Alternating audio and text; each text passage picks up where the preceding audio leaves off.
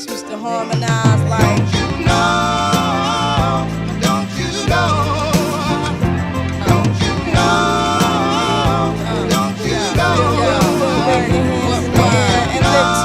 Hi everyone, and thank you so much for tuning in to another episode of the Miseducation of Economics.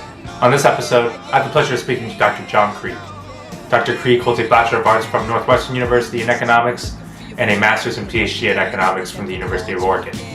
Since then, he's taught at the University of Oregon, the United States Naval Academy, and also Western Washington University, where he currently resides as a faculty member. On this episode, we talked about the economics of higher education.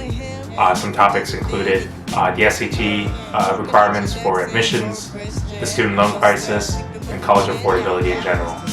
Really excited to share this episode with everyone because this has been a topic that I'm interested in for quite some time now. So without further ado, Dr. John Krieg, and thanks so much for watching. Don't be a hard rock when you really are a gem, baby girl. Respect is just the minimum. Nick, and you still defending them now. Lauren is only human. All right, so it started. Thank you, Dr. John Krieg, for being on my show. I'm glad to be here. All right, perfect. Like we discussed earlier, we're gonna get straight into it. And so the first question I have is surrounding kind of the change how college enrollment in the past 60 years. So around the 1960s and the 1970s, approximately 6.3 million people in the United States were enrolled in college. But now that number has quadrupled. Some of the high points we're looking at 21 million students per year enrolling in post-secondary education institutions. So could you explain what factors have led to this drastic rise in enrollment, and how has the admission process changed throughout the years? Because from what I understand and what people have told me is that, back in the day, higher education was very like a concentrated thing for like a small group of like the wealthy elite, and the programs were designed, specifically for a lot more specifically, whereas today you would do like more of a general study. So could you tell us how things have changed in the post-secondary field? Yeah, you're absolutely right. Higher education looks very, very different than it did 60 years ago, not to mention 100 years ago. A few things off the top of my head to start with. About 6% of the American population is in higher education at any given time. And 6% of the population doing any one thing is a pretty remarkable number. And it speaks to the idea that education has, in some sense, become more democratic and more widely available over that time. Another thing to think about, and again, this puts it into higher education into perspective as well. In any given year, about 80% of high school graduates from that year attend some college. And about 25% of that same cohort will end up graduating from college. And again, those are US numbers. And so they really, I think, speak to how universal college has become in the United States, but still how difficult it is to complete in the United States. So your question was why this big growth in enrollment in education? The first thing that jumps to my mind is there is a strong perception that the wage returns to college have grown substantially since the 1970s. Indeed, the data seems to show that a college graduate today earns about twice what they did relative to a high school graduate in the 1970s. So economists call that the college wage premium, how much more you make than a high school student. And that amount has doubled in the past 50 years, or at least the perception is that amount's doubled. We could talk about if maybe some ins and outs of that numbers. But the fact of the matter is, if people believe that going to college gives them that much more wage over the course of their life, there's going to be a lot more people that go to college. And so that's kind of a driving demand factor. Colleges, on their behalf, have really started targeting students who historically would not have attended colleges.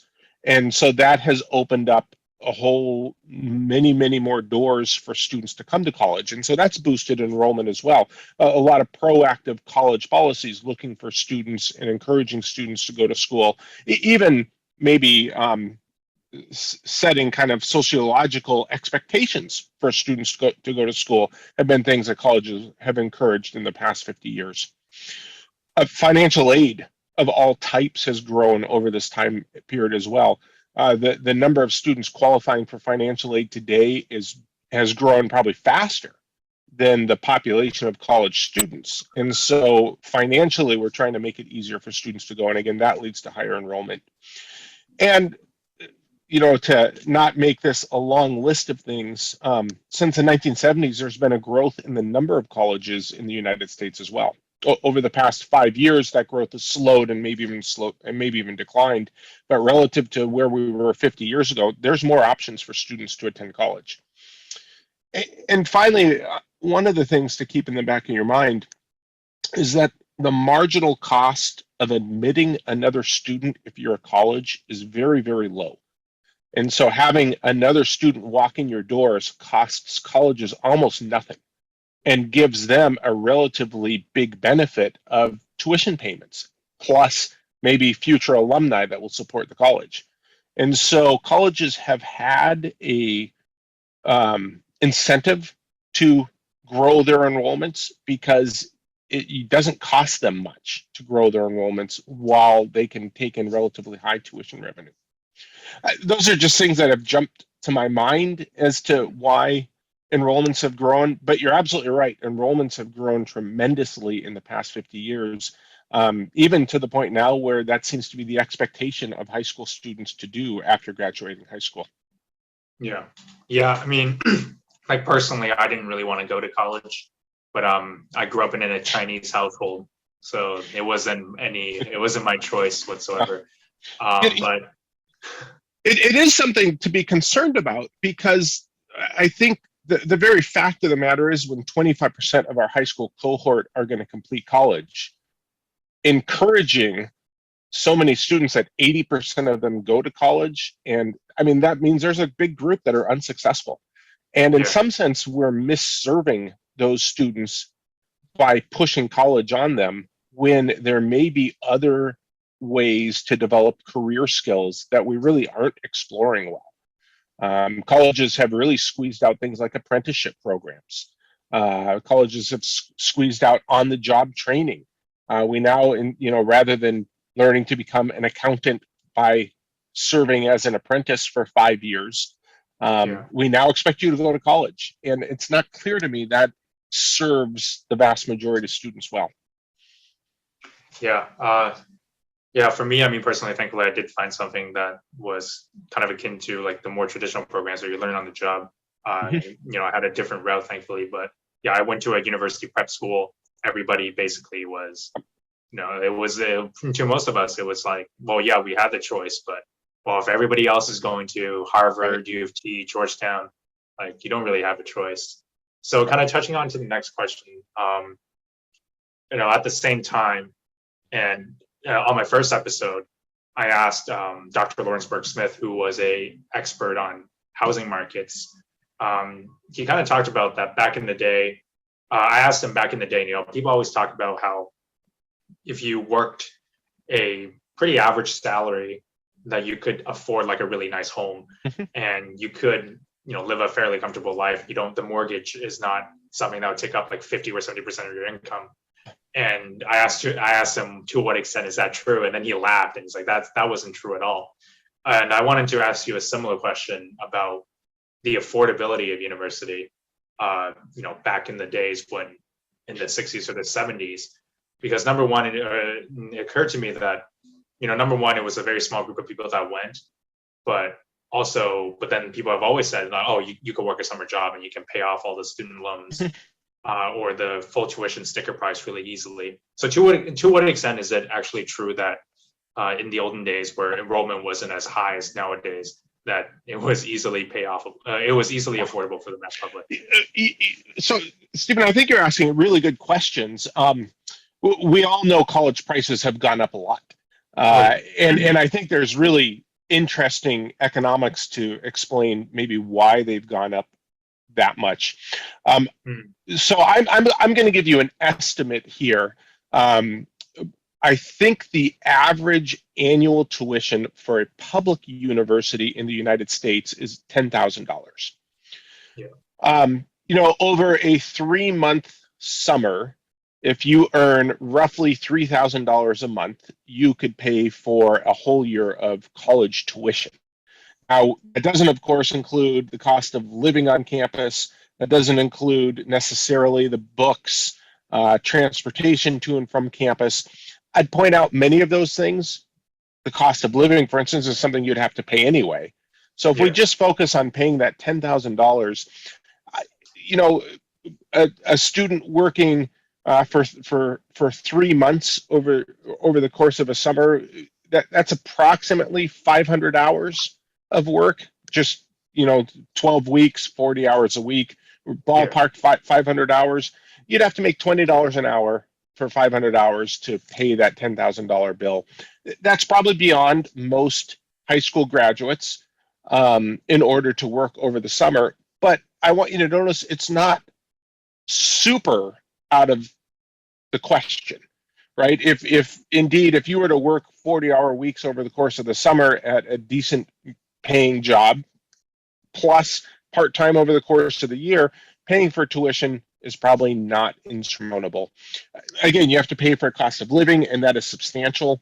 Especially if you choose to move away from your home and live on your own, then that becomes expensive. But that's kind of a life choice that 18-year-olds make anyway.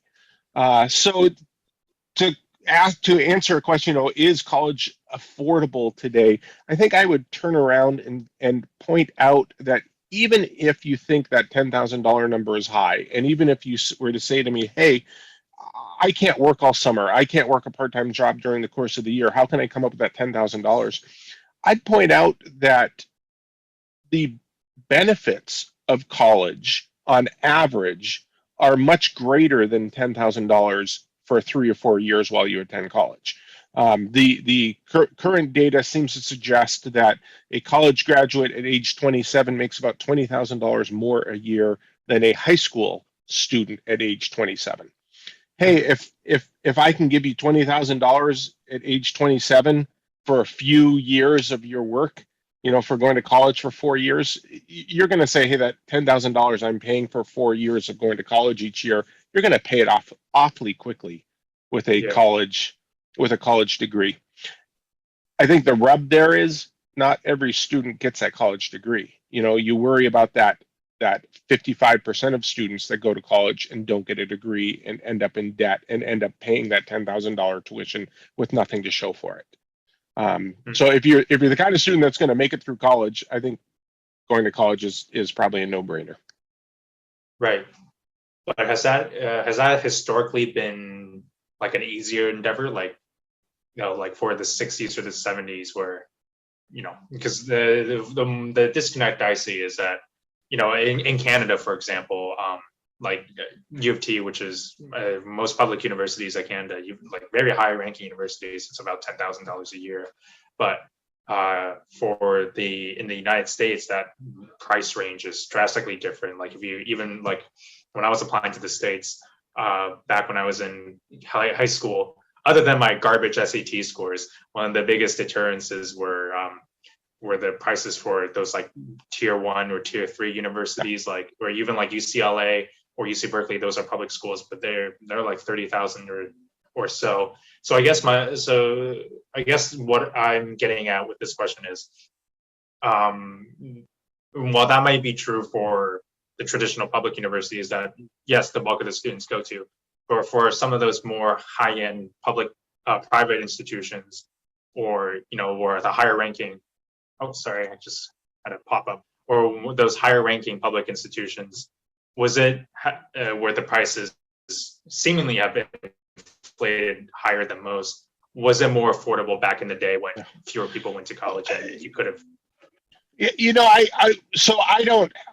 I don't have great data on this, but I'm going to offer a suspicion that the answer is no.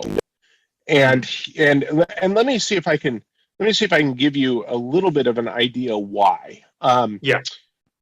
The very high-end universities have not begun, this game has been played for quite a long time, where they charge what appears to be a very high tuition, but then turn around and give very generous financial aid to needy students.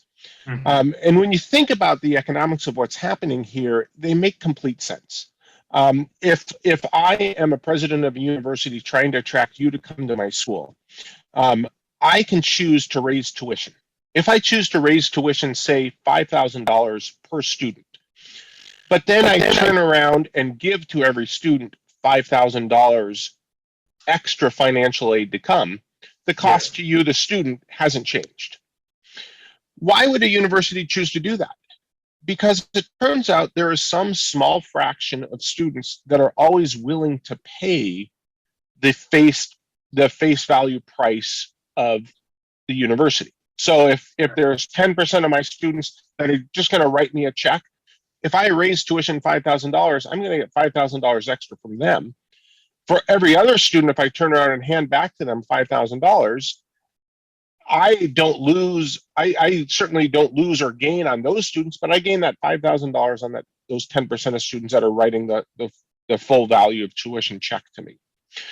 So what that means is that the universities that have very high tuitions, if they're willing to give quite generous financial aid to needy students, those needy students can end up having a much lower cost of an education than they would earlier when this was not played as much. There are many high-end universities in the United States where I suspect it's cheaper to attend if you are a low-income student than if you were to go to a public university.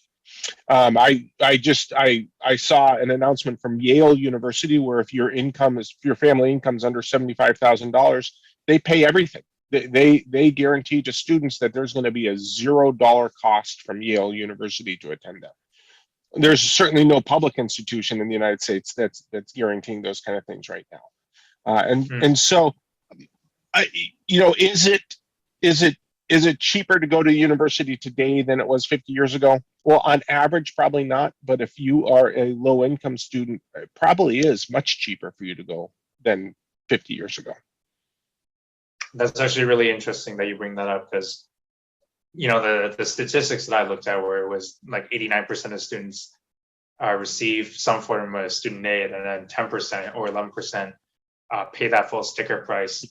And the conversation surrounding it is more so that it's creating this gap where the high income students are always guaranteed more resources, like more choices when it comes to the schools that they go to, versus the people who have to consider all the student loans and all those aspects that might deter them. I think there's probably something to that.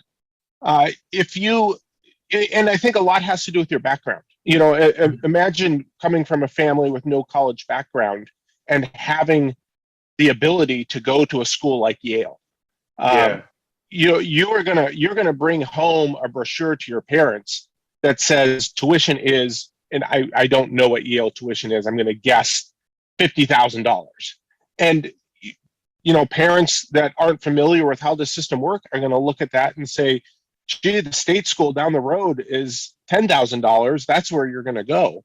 And so I think part of what this tuition rising has caused is probably to deter good students who come from backgrounds that don't know how the college game is played to probably go to places that aren't as ambitious as they probably could go to. This is probably especially true. I think earlier in the conversation you mentioned going to a college prep high school. That probably wasn't your experience at the college prep high school, because there you probably had high school counselors that knew how these games were played and could direct you and encourage you, if you were that kind of student, hey, go to Yale because you'll get that kind of financial aid. If you're the one student in 10 years that go to your rural high school, and you're that one student in 10 years that could make it to Yale, your high school counselors haven't encountered you. They have encountered people like you. They don't know how this game is played, and they're not going to encourage you as well to attend those, to take a shot at those schools that offer that kind of financial aid for low income students. So I think that there's something to the idea that this tuition rising has probably deterred students from families that aren't connected to the college world from attending good colleges. Right. And well, this is kind of touching on more behavioral economics, but now that the price of my Georgetown graduate degree is actually twice the cost of my bachelor's degree from the University of Toronto, and I'm about to apply for a huge student loan. How has the market, I guess, reacted, or individuals react when it comes to these student loan payments? Because to me, even though my family, we've never really had problems with paying for school or any of that, but I definitely have met a lot of people. A good friend of mine at work, their kid, his younger brother got into Cornell, all these really good business schools down in the States, but then he ended up going to a Canadian school because the student debt of it all just would be incomparable to them, fairly middle class family. So I guess what are the behavioral choices of potential applicants when it comes to how student debt plays? I suspect many students have followed your friend's example where they look at the potential student debt in the long term and say, gee, it's just not worth it for me to go to a university where I end up with debt like that. I think kind of a more interesting, or maybe not more interesting, but at least an interesting corollary is to think about the role student debt has played in the topic you brought up earlier of higher tuition rates, of the fast growing cost of college. Think for a moment, if all of a sudden the government were to come to everybody and say, hey, we're going to give you $5,000 if you go buy a new car. You would expect to see all of a sudden a whole lot of demand for new cars. And I would probably argue what you would see is car companies raising the price of those cars because they know everybody walking in the door has an extra $5,000 in their back pocket, so they can charge more for the cars that they're selling. And maybe long term, there'll be more cars produced, and maybe even some car companies that show up that didn't exist before to sell cars to people because they have this extra pot of money. I'd argue the same thing happens in college education. We have chosen to go down this road of giving students access to cheap money to go to university. And universities have responded in the same way those car companies have, by raising tuition, because they know that their customers have this extra money or these extra resources in their back pocket.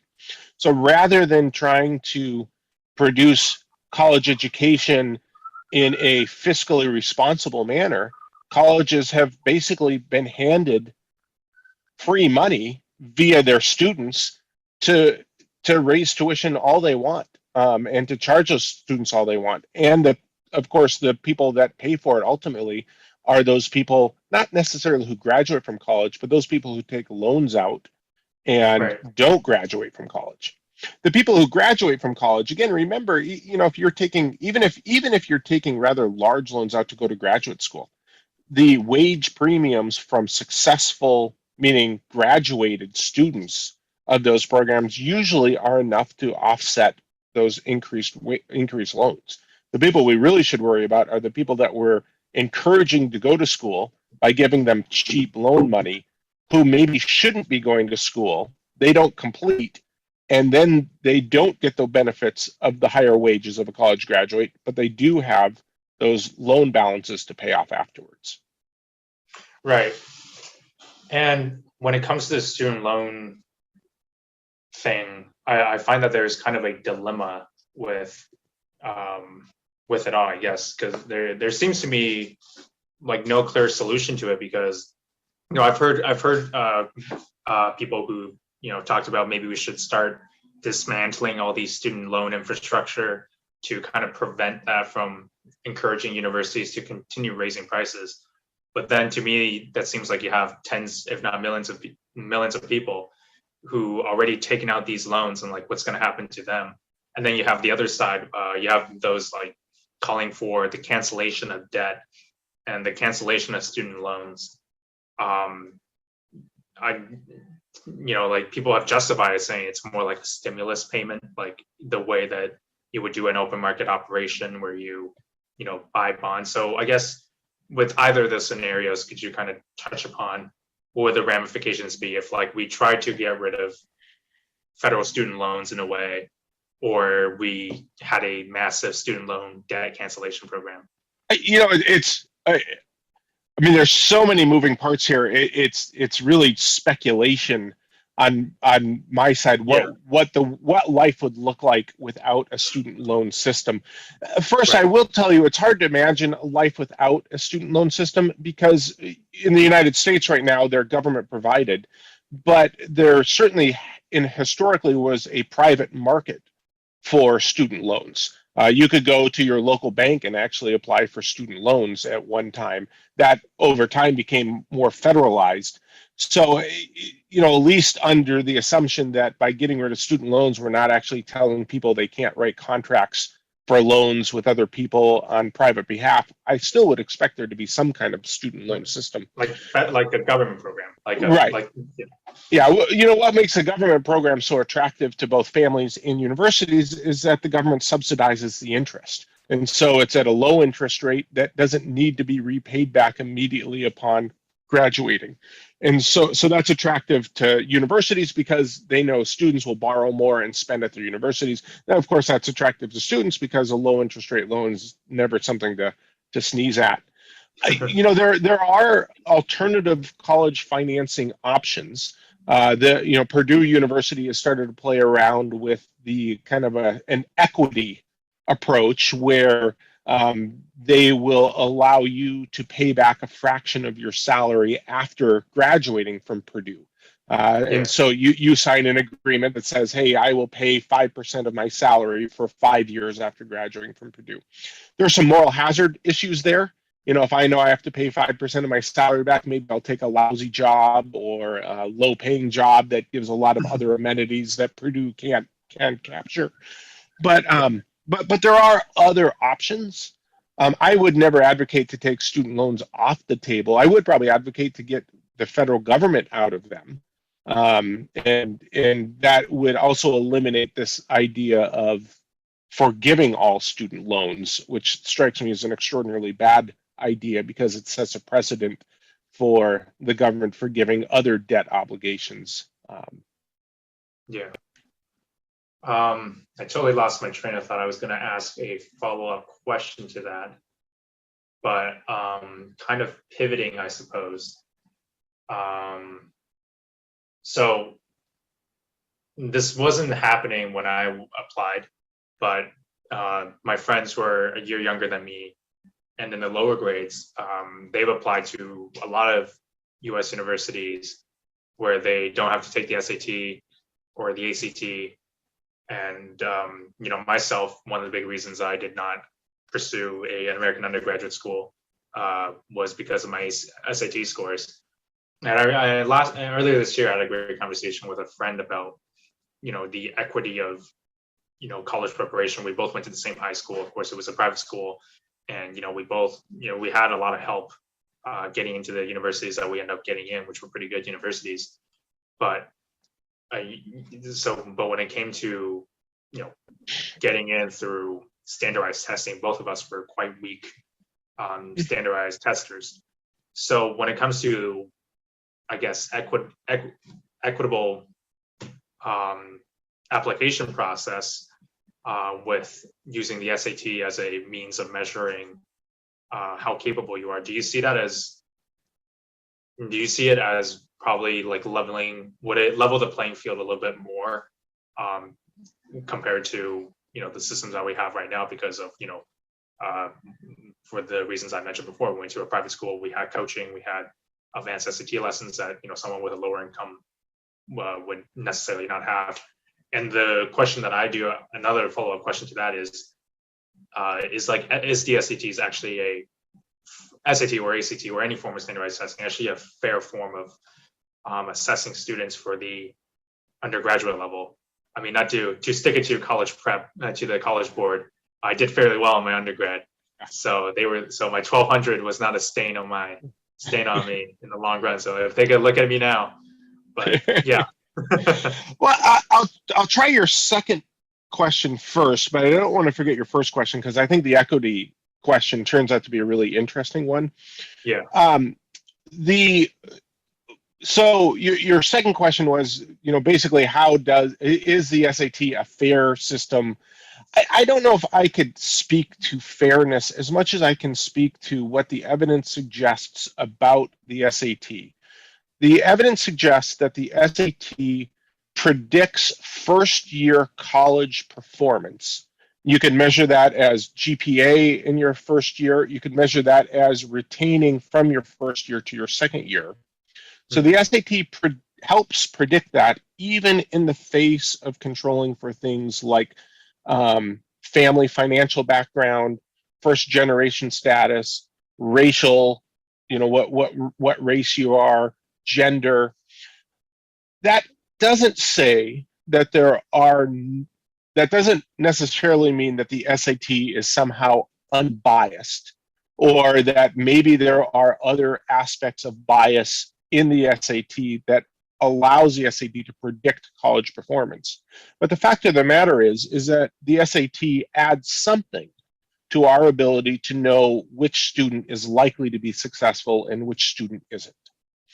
In a world where we have success in 25% of our college admittees compared to the 80% that enroll from high school, I think trying to find any measure that helps us identify who is going to be a successful student in our university can have great and large impacts on helping those other students who are not likely to be successful to find another path in life.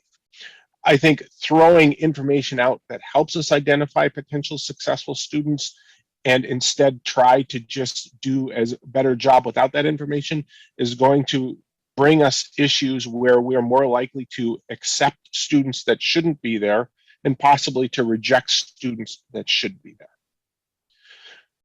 I'm not defending the SAT because I know historically, the SAT asked pretty atrocious questions that members of different groups of society just weren't as prepared to answer because it wasn't part of their culture and it wasn't part of what, what their experience was. If you've had a lot of different experiences than I have, if you were to ask me questions about Canadian history, as an American, I'd probably really suffer on that. And if you're going to judge if I should go to college based on that, I would have a problem with that too.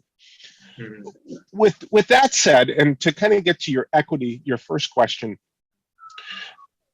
getting rid of the SAT test is certainly an option. However, both schools and students are going to respond. And schools and students are going to respond. Students are going to respond by trying to find other ways of signaling their ability to schools, because students want to show that they are an acceptable admit at your school. Schools are going to do the same thing and start looking for other characteristics that help them identify good students. We don't know what those other characteristics are going to be right now because we're just in the process of starting to get rid of the SAT test. It might be that schools and students spend more time writing and evaluating essays. Maybe there'll be now additional essay questions students have to do. Does that lead to better equity?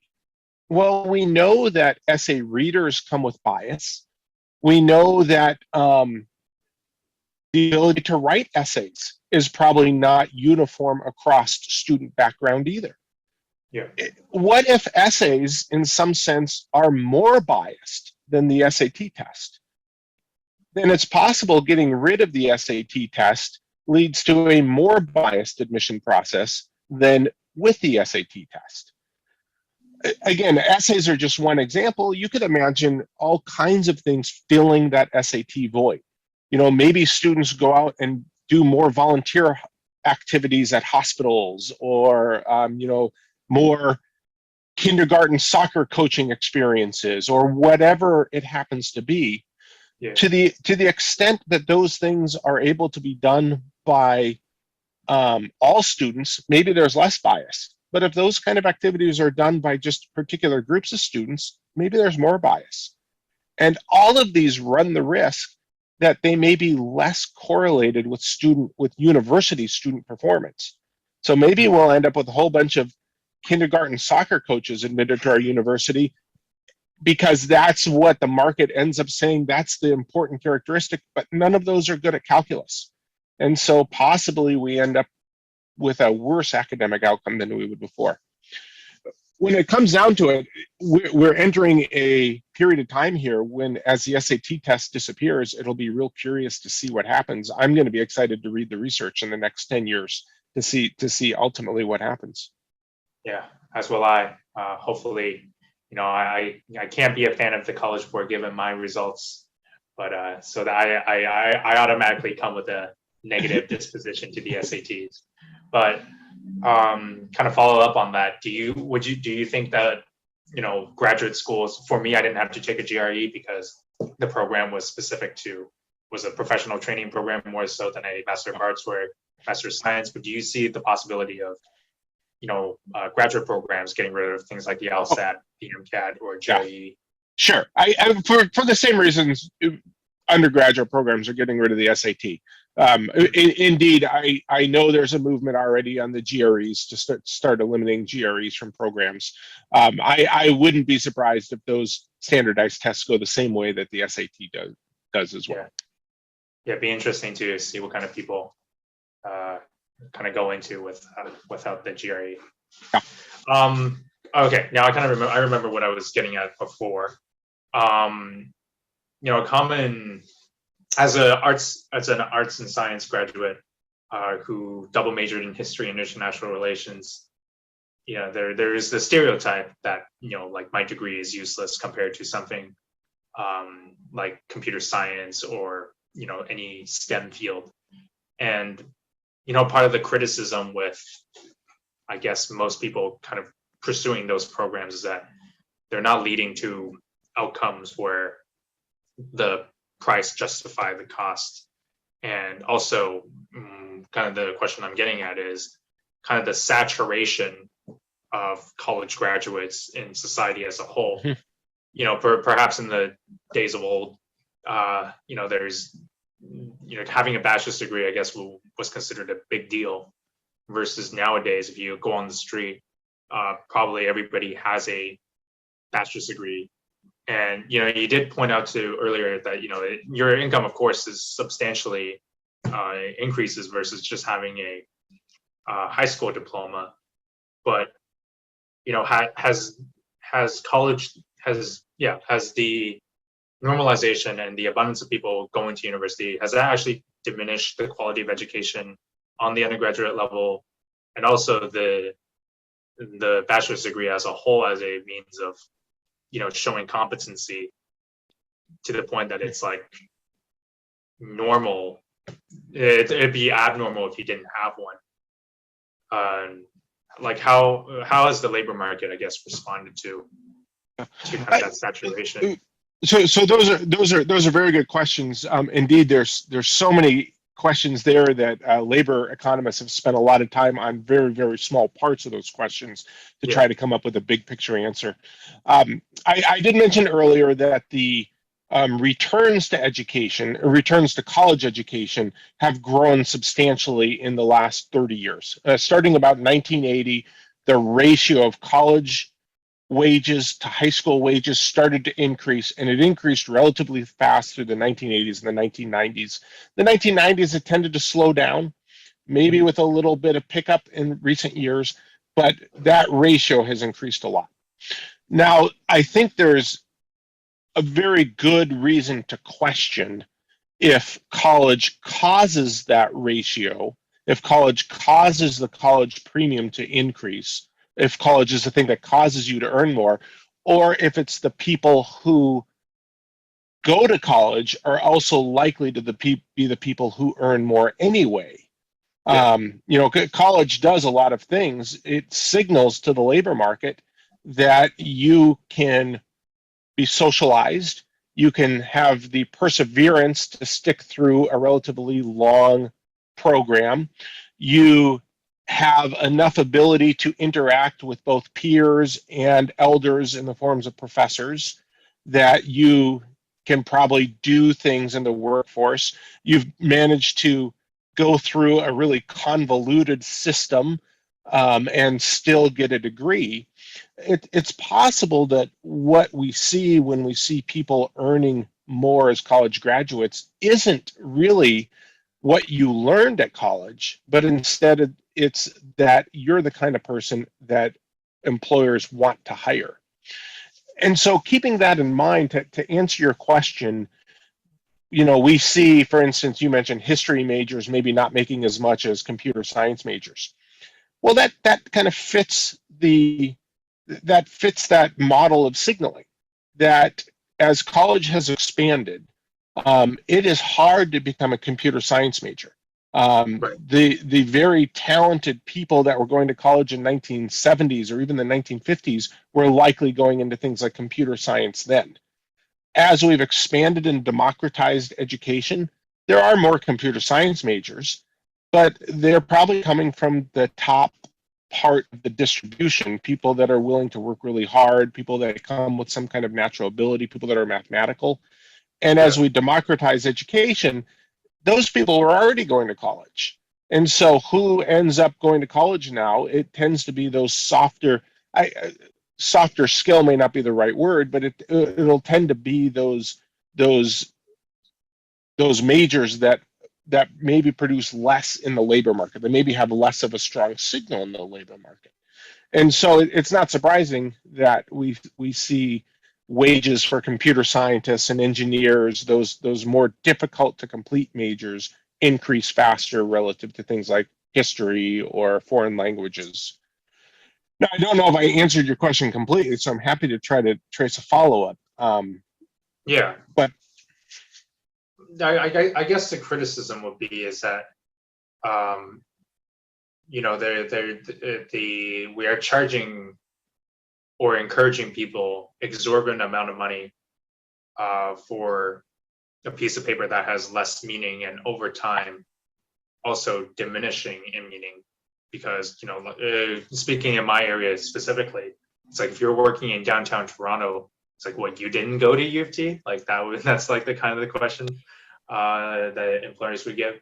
So well, at least the first thing that comes to my mind is this is what supply and demand should tell us it happens. As the supply of anything increases, the price that you pay for it decreases. And in some sense, that's the democratization of education. As more and more people have gone to college, the wages you expect to earn from college don't grow as fast or maybe even fall. Now, it turns out college wages have been growing over time. So I would argue that they just haven't grown as fast as they would have had college remained a relatively small thing. That's not an argument to say, hey, we should have kept college to be for a small group of people, because college clearly has benefits beyond just what happens to wages. I would point out your characterization. Hey, this really expensive piece of paper. Is it an expensive? If you believe that college gives you a 60% wage increase relative to high school, that 60% wage increase over the course of your life, that expensive piece of paper is going to be one of the best investments you can ever make. That really expensive piece of paper might cost you 40, 50, maybe even $100,000 when you're 22. I'd pay $100,000 at age 22 if I could earn 60% more for each year thereafter over the course of my life. I think the really interesting question again is, does college cause your wages to go up that much? Do you really get a 60% bonus over high school students by graduating from college? And it's not clear to me that those numbers are anywhere near as big. at least one thing to keep in mind is we're comparing the average high school student with the average college student. Those are two very different individuals. If you think about the average high school student, they are likely to just kind of consider going to college. Maybe they'll go try it for a year or two and that's it. Whereas the average college student that graduates is in the top 25% of society's education attainment. Comparing wages between those two is not comparing apples to apples. Right. But if you do believe that 60% wage increase is really 60%, going to college for that expensive piece of paper is a no-brainer. Yeah, I mean, comparing myself, my 20-year-old self to my 17-year-old self, definitely, in some aspects, a less stupid person, I guess. I hope that's true for all of us 3 years down the line. Yeah. I hope. Well, I hope by the time I'm 23, I'll think of 20-year-old self right now as a dumber person than I actually think I am. So kind of going into the comparative realm. There's a lot of calls that we should, in Canada and the States at the very least, adopt a model similar to that of the Scandinavian countries or Germany, where the state pays for everything, for postgraduate education, post-secondary education. For what I've researched is that, those countries, they focus on the skills and the technical training a lot more, and the education models are slightly different. But that being said, I do see the value in that. I mean, this is coming from a perspective of someone who's never really had to worry about, paying for school.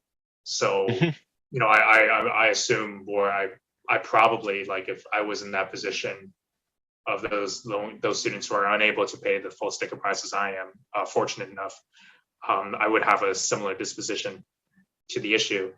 So I guess kind of the question I'm getting at is, to what extent is that model replicable in, given the economic systems that Canada and the United States, fairly similar in many ways, is that replicable in our North American continent? And, if the main issue is that we're not following a model where we're encouraging apprenticeships or technical training, should we also adopt those elements to kind of make that a reality where we can actually have tuition free for the majority of people that wanted to go to school? So I view this as two kind of separate questions. I view what you're asking me is, do we have the political will to make universities tuition free in the United States or Canada? Yes. And the second part of the question is it a good policy to make colleges and universities tuition free? So let me try to answer your first question, because that's what you asked. And if you want to go into the good policies, I'd be happy to comment on that as well. Really, is replicating kind of a German, or maybe even just more simply a tuition-free system, something that would be doable in the United States? Strikes me as really a political question. And at least a few things that jump out at me is, even though I said 80% of any high school cohort is likely to attend college, in the United States, only about 1/4 of the population has a bachelor's degree. A little bit less than a quarter has a bachelor's degree. And so you would have to convince the other 3/4 that it's okay to pay for somebody else's child to go through university on your taxpayer dollar. Now, we've already been real successful in doing that in the K-12 system. And so it's clear that it's possible to convince people to use their tax money to pay for other people's university education. But it strikes me that that's still a pretty heavy lift. And so, is it replicable? I suppose the answer is yes, but I suspect the political will to do it in a country like the United States is not there. I would not be surprised to see it happening at the state level in some states that have been more progressive with their education policies and have more buy-in, more educational support from their polities. But for a nationwide perspective, I'd be shocked to see that anytime soon. Right. So for the second part, I guess on the practicability of it, like will we be better off if I guess that kind of touches onto the next question I'm about to ask, which kind of ties into what I've asked before, which is the the yielding of different salaries based on majors, where you had STEM fields obviously a lot more than arts degrees like the one I have.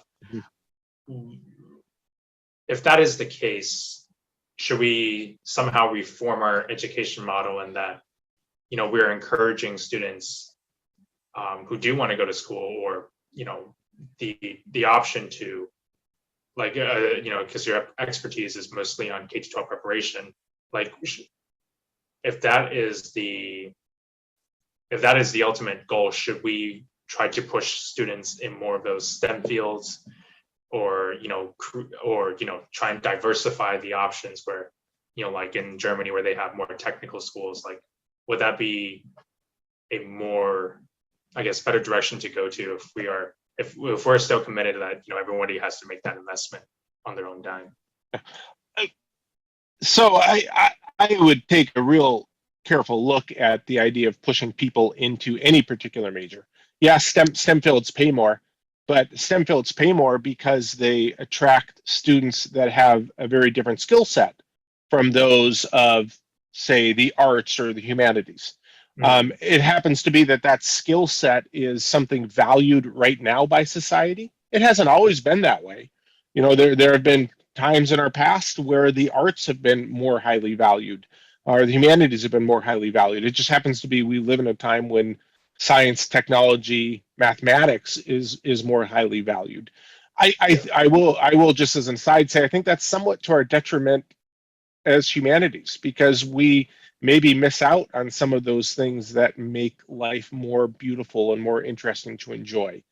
However, with that said, I think the moment we get to the place where we're pushing people into STEM fields is the moment where we're taking people that are less well adapted to those fields and taking them from something maybe they're better adapted to and pushing them into STEM. And that's not an obvious way to keep either the quality of the STEM education high, or even to keep the pay to STEM majors after they graduate high, because after all, we'll be pushing more people that are less adapted to STEM into that, and they're not going to be as good at their jobs after the fact. I'm a big proponent to give people information, and it's pretty clear. It's easy to find out what different salaries are for different fields, and let people balance out. Hey, here's my skill set. Here's what I could get paid if I go different directions, and let them make those choices. That's the way that we think about letting adults make choices. Pushing people into mandating them into different areas is probably not as socially optimal as letting them make the choices for themselves. Right. Yeah. I think I would not fare well if well, I mean, my parents wanted me to go to law school, and I wasn't good enough to do that either. So not even in the arts community was I at the top. But so kind of the last two-parter question. We're almost at the hour mark, and I know you're very busy, so I don't want to keep you for too long. I guess so what I've gotten out of this conversation mostly is that we're kind of presented with two choices here almost. Well, not that it's a dichotomy, zero-sum game between the two, but would it be more beneficial to if I were to if you were speaking to someone like if I was like back in 16 years old, where the only thing I cared about was who the Patriots going to play on Sunday, back to that guy, would you, to kind of go in the policy perspective, would it be better to encourage that student to create more different alternatives to university versus active, I guess, mechanisms to reduce the cost overall, like whether it be student debt, student loans, like to create that, you know, to create that choice for the, you know, person that's about to graduate, what would be a more practical, in terms of practicality, like what would be more practical to do? But also, given that, let's say, you know, in, you know, your ideal Dr. John Krieg's world, you know, where you could wave a magic wand and whatever economic policy you write up, the president's going to sign it on the desk next day. You know, would it be better to try to combat the precipitation of student loans, or kind of create those different opportunities that might actually have you know, so if you take the view that the biggest beneficiary of a college education is the student that gets the college education, then the student loan problem is much smaller than what society makes it out to be. Because after all, we don't complain when you take a loan out to buy a car, because you're the one owning the car, driving the car, benefiting from the car. And if it's your personal choice to pay somebody off over time for that car, that's your choice. The same is true if we believe you as the college student are the primary beneficiary of a college education. You get more satisfaction from your education, you get a wider range of jobs, you get higher pay. And the fact of the matter is, then you can pay off that loan over time. And so I'm going to answer your question by saying, I believe that the biggest beneficiary of a college education is the college student. And so I don't view loans as the dire problem that the rest of society views it as. I do think loans are a problem if you don't graduate from college. That's perhaps a different story. And so I think I would answer your question, but if I had the magic wand, I would really want to work on K-12 education. Because in the United States, K-12 education is failing the majority of students. It is not preparing the majority of students well for college, nor is it preparing the majority of students well for the workforce. It is turning out really abysmal education, especially for low-income, minority, urban students. And it's not expanding opportunities well for rural students. And it's just not serving a good overall purpose for students in general. If I really wanted to get a better college education, where I would start is not at age 18, but probably back at age 5, and try to really work through the K-12 system.